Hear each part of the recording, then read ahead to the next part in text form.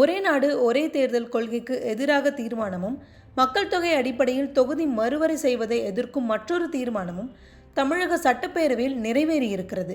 இதற்கு எந்தெந்த கட்சிகள் ஆதரவு, எதிர்ப்பை பதிவு செய்துள்ளது என்பதை இந்த காணொளியில் பார்க்கலாம். முதல் தீர்மானம். மக்கள் தொகை அடிப்படையில் தொகுதி மறுசீரமைப்பதற்கு எதிராக தனி தீர்மானத்தை சட்டப்பேரவையில் கொண்டு வந்து பேசிய முதல்வர் ஸ்டாலின், 2026ஆம் ஆண்டுக்கு பிறகு மக்கள் தொகை கணக்கெடுப்பின் அடிப்படையில் மேற்கொள்ளப்படவிருக்கும் தொகுதி மறுசீரமைப்பு நடவடிக்கையை கைவிட வேண்டும். 1971ஆம் ஆண்டு மக்கள் தொகையின் அடிப்படையில் தொகுதி மறுவரை செய்ய வேண்டும். மக்கள் நலன் கருதி கடந்த 50 ஆண்டுகளுக்கும் மேலாக பல்வேறு சமூக பொருளாதார வளர்ச்சி திட்டங்களையும் மக்கள் நல்வாழ்வு திட்டங்களையும் சிறப்பாக நடைமுறைப்படுத்தியதற்காக தமிழ்நாடு போன்ற மாநிலங்கள் தண்டிக்கப்பட்டுவிடக் கூடாது என்றும் இந்த பேரவை வலியுறுத்துகிறது என பேசினார்.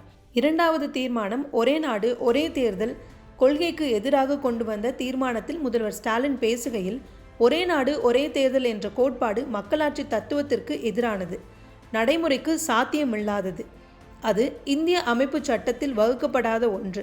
அதிகார பரவலாக்கல் என்ற கருத்தியலுக்கு அது எதிரானது என்பதாலும் ஒரு நாடு ஒரு தேர்தல் திட்டத்தினை நடைமுறைப்படுத்தக்கூடாது என மத்திய அரசை இந்த பேரவை வலியுறுத்துகிறது என இரண்டாவது தீர்மானத்தை கொண்டு வந்தார். மக்கள் தொகை அடிப்படையிலான தொகுதி மறுவரைக்கு எதிராக கொண்டு வந்த தீர்மானத்துக்கு திமுக மற்றும் அதன் கூட்டணி கட்சிகளான காங்கிரஸ், மனிதநேய மக்கள் கட்சி, விசிக, தமிழக வாழ்வுரிமை கட்சி, கொங்கு தேசிய மக்கள் கட்சி, மறுமலர்ச்சி திமுக, சிபிஎம், சிபிஐ ஆகிய கட்சிகளும், அதிமுக, பாமக, பாஜக உட்பட அனைத்து கட்சிகளும் ஆதரவு தெரிவித்தனர்.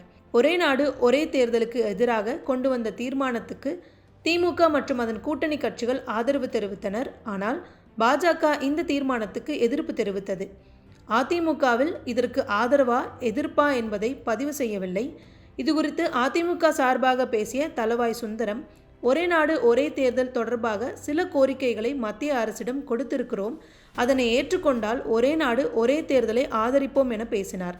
இத்தீர்மானத்தின் போது அதிமுகவினர் குரல் வாக்கெடுப்பில் பங்கு பெறவில்லை எனவும் தகவல் சொல்லப்படுகிறது. இறுதியாக இந்த 2 தனி தீர்மானங்களும் அவையில் நிறைவேற்றப்பட்டன.